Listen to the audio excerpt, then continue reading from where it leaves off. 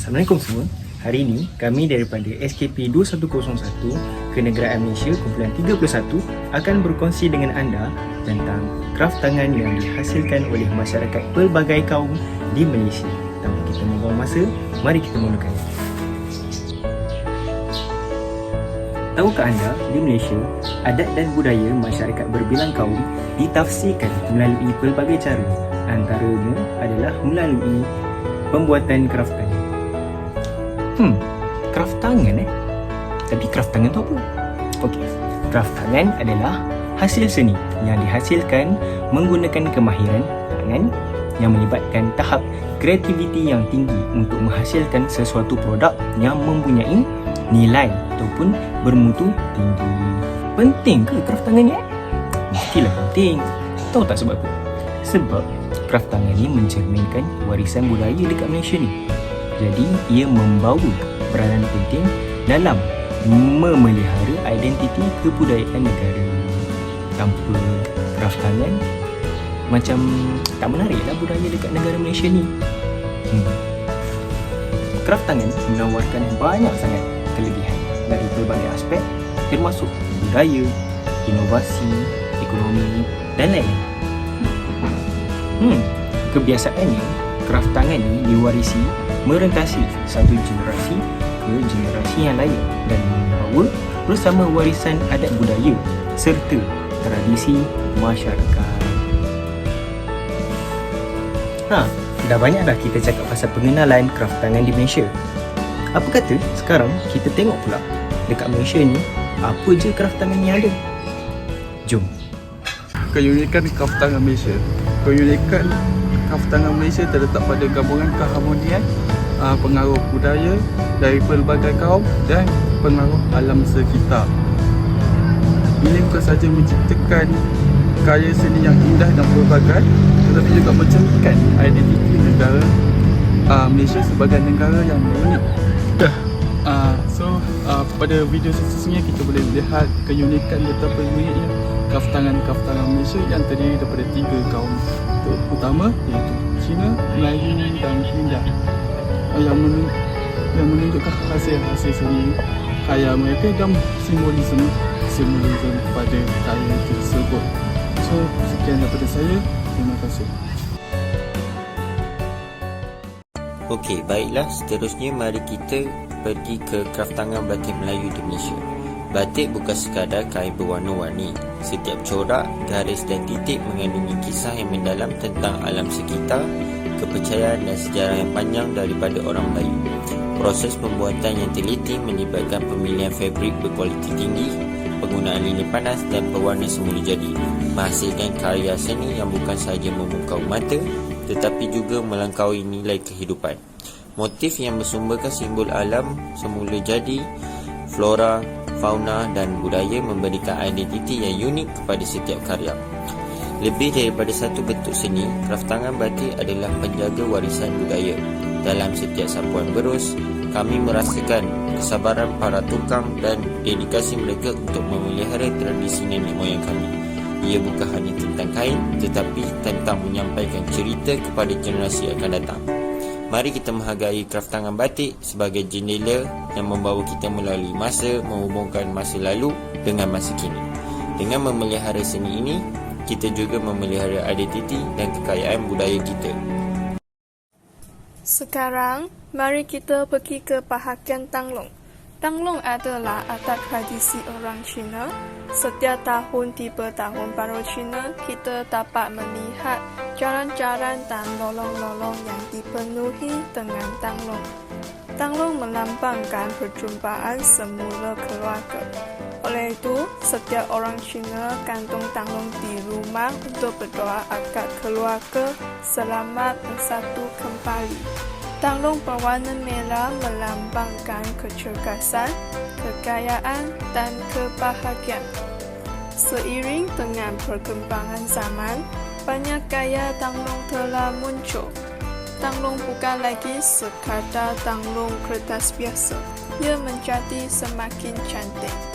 Selain tanglong yang terdapat di pasaran, kita juga boleh membuat DIY dengan menggunakan bahan yang mudah dicari. Saya dan ahli kumpulan saya dulu mengalami proses membuat tanglong bersama-sama. Kami membuat 2 jenis tanglong yang berbeza. Satu tanglong kaya tahun baru Cina dengan angpau. Prosesnya sangat mudah. Hanya menggunakan stapler untuk menyambung angpau dan letakkan jumpai. Dan lagi satu tanglong ialah tanglong perayaan kuih bulan. Kami menggunakan penyebit kayu sebagai rangka dan kertas tandas untuk membina. Sudah tentu, kami mesti melukis gambar landscape yang penting. Apabila kami selesai, kami dapat melihat bahawa setiap ahli kumpulan telah mendapat pengetahuan tentang tanglong. Tanglong adalah tradisi yang tidak boleh hilang. Ia merangkumi harapan dan juga merupakan medium untuk rakyat Malaysia berbilang kaum memahami antara satu sama lain. Seterusnya adalah kraft tangan kolam. Bagi masyarakat India, kolam adalah salah satu cara yang mudah untuk melakukan kebajikan. Bukan hanya cantik untuk dipandang, bahkan turut menjadi sumber makanan kepada serangga kecil, semut dan burung. Kolam merujuk kepada karya seni hiasan dilukis di atas lantai, menggunakan warna-warna ceria di hadapan dewa-dewa di bilik puja atau di hadapan rumah semasa perayaan Deepawali.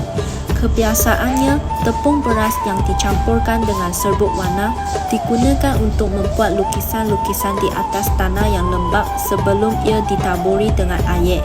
Ia adalah tradisi lama budaya keluarga India yang diperturunkan dari satu generasi ke generasi. Kolam lebih biasa meletakkan di hadapan rumah. Ini telah menjadi amalan penting di kawasan pendalaman dan kampung. Penduduk akan membersihkan halaman rumah menggunakan air. Permukaan lantai tanah tersebut akan bertukar menjadi warna hijau gelap yang membolehkan reka bentuk kolam bergarisan putih nampak dengan jelas dan kemas. Kumpulan kami telah cuba membuat kolam. Dengan aktiviti yang dilakukan, kami dapat mempelajari dan memahami proses membuat kolam. Walaupun amalan tradisi seni kolam mempunyai banyak kepentingan, tetapi seni ini semakin dilupakan disebabkan kemajuan teknologi dan perubahan besar dalam gaya hidup masyarakat kini. Justru, seni kolam ini masih perlulah diperkenalkan oleh ramai orang, bukan sahaja orang India, kerana hal ini dapat memupuk semangat cinta akan negara dalam masyarakat. Okay, hello, hi. Dekat sini saya akan bincangkan sedikit sebanyak mengenai bagaimana kraft tangan ni dapat memupuk semangat cinta akan negara. Sebenarnya kraft tangan ni merupakan satu budaya dan juga warisan yang perlu kita hargai dan perlu diberi pendedahan yang lebih meluas kerana kraft tangan ni juga memegang identiti bagi setiap kaum dan etnik di Malaysia. Tapi pada masa kini kraft tangan makin dilupakan dan semakin tenggelam oleh arus kemodenan. Kenapa kraft tangan perlu diperkasakan lagi atau diberi pendedahan lagi ialah supaya setiap kaum di Malaysia tu dapat memahami budaya bagi kaum-kaum masing untuk mengelakkan konflik dan memberi persefahaman. Persefahaman antara kaum adalah sangat penting untuk mengelakkan konflik-konflik yang berisukan perkauman. Jadi pihak yang terlibat perlulah mengambil inisiatif untuk meluaskan lagi pendedahan tentang kraft tangan untuk memupuk hubungan sosialisasi dan perpaduan dalam kalangan masyarakat yang berbilang kaum yang ada di Malaysia. Hal ini juga dapat menyeratkan sikap saling menghormati budaya kaum lain sekaligus melahirkan masyarakat maju. Wah, banyak juga kraft tangan yang ada dekat Malaysia ni. Sebenarnya banyak lagi tu, tapi tak cukup masa lah. Malangnya sekarang kita dah sampai ke penghujung perkongsian kita pada hari ini. Saya dapat simpulkan bahawa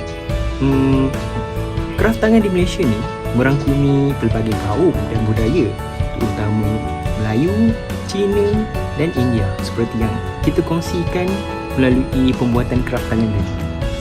ingat seperti yang saya cakap tadi, kraft tangan ni mainkan peranan yang sangat penting tau, terutamanya dalam mengekalkan kepelbagaian warisan identiti budaya setiap masyarakat dalam negara Malaysia. Saya rasa itu saja untuk kongsian kita pada kali ini. Semoga kita akan berjumpa lagi pada masa akan datang.